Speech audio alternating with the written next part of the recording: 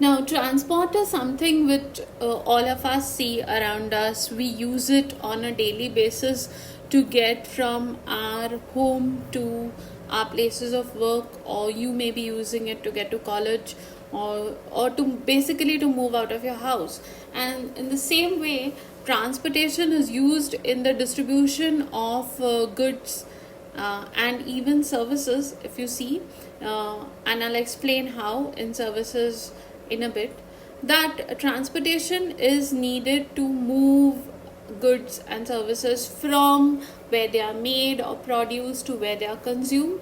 And in this video, I, Dr. Mariam Narona, will be walking you through the different modes of transport and the factors which affect transportation costs. Many of us must have studied this in school or in junior college also.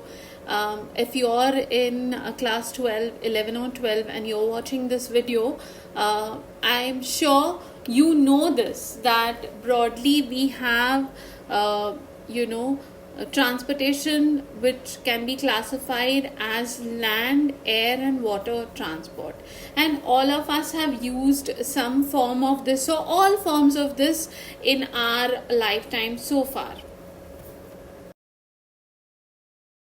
So now the modes of transport are broadly classified as land transport, water transport and air transport. And in land transport we have road and railway transport. That is a further classification of transport.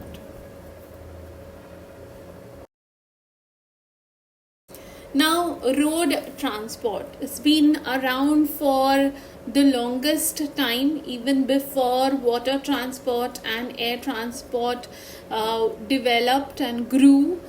People innovated and made the steam engine, the steamboat, ships, all of these, ferries, all these. Before that, we had road transportation. Now, in road transport, we see around us, we can see this. You have human beings as carriers who may be coolies or porters. We see them loading and unloading goods of vehicles, or we see them at railway stations where they are carrying goods for us, either on their head or in their hands, or they are pushing a cart and going around with the goods. And we also see animals as carriers, or as we say, beasts of burden.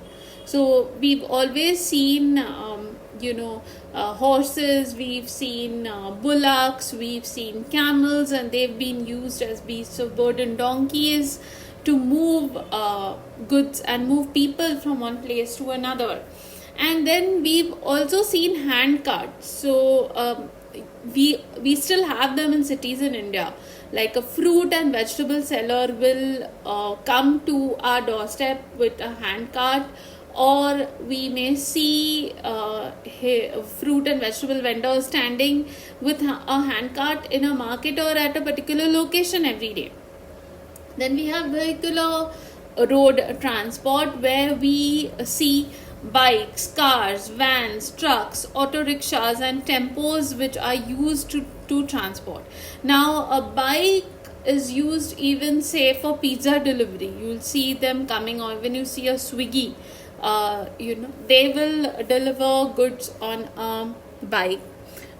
We all the other means we see around us, like you may see a taxi with a carrier on which you can keep luggage. Vans are commonly used for transportation. Trucks, auto rickshaws, tempos, all these are around us.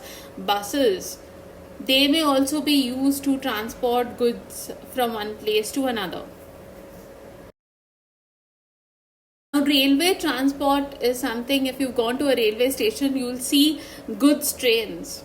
They are specifically for transportation of bulky goods, like you may have coal, you may have metals, you may have certain gases or liquids like petrol, diesel. All these are moved from one place to another over long distances, and railway gives you that advantage that you can travel long distances and at an economical cost. Now, water transport. We have inland and ocean transport. So, inland transport can be ships which move inland, or boats which move inland, or you can see even in Vietnam and basically Southeast Asia, even in Jammu Kashmir, you have these floating markets where vendors sell their items on boats. They move around there and they sell it on boats. Then water transport by and large is suitable for bulky material, again like railway transport. It is useful to move goods over long distances, and also it proves to be fairly economical. But the disadvantage is that it is very low speed and it is subject to seasonal difficulties. So vagaries of weather affect water transport more. Like a storm at sea would affect water transport more than any other mode of transport. Then you have air transport, which is now elevated to drones, but earlier it was just you move items by aircraft from one place to another.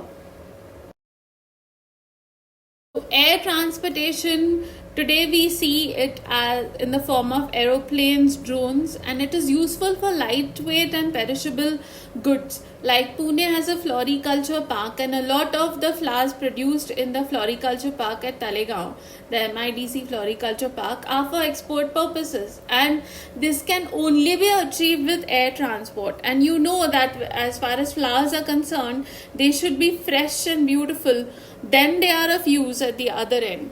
And air transportation is useful in case of urgent deliveries, so that's why air mail costs more. It is fairly costly, and there is a very high cost of infrastructure and maintenance which goes into air transport. Now, what are the factors that affect transportation costs? If to summarize them, it is mode, speed, weather conditions, weight, quantity, nature of goods, fuel cost, connectivity, and frequency. Now, the mode of transport, we've already seen that air transport is more expensive because of various things, because of the infrastructure investment, and the speed. Everything comes at a cost. Then speed, efficiency, and reliability. Depending on this, you choose your mode of transport. So if you're looking for high speed, you would probably go for air. But if you're looking for efficient, low cost, then you'll go for railway, or you'll go for water transportation. So depends. Like what are you looking for?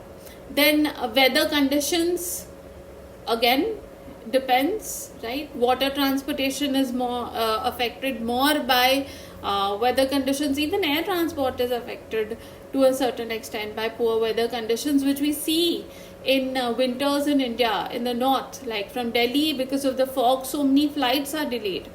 Then the weight, quantity, and nature of goods. So if you're wanting to send diamonds, you might choose air transport. If you are sending perishable goods, then also you might choose air transport. But where are you going to get those perishable goods? If you want to move them within the same city, road transportation would do just fine for it.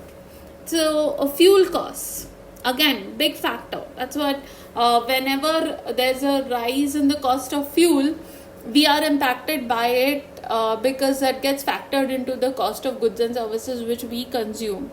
Connectivity, again, this is a big factor. If you have a well developed road network, if you have a well developed road transportation network or air transportation network, then it helps in moving goods in a faster and at a greater speed and efficiency. Then frequency.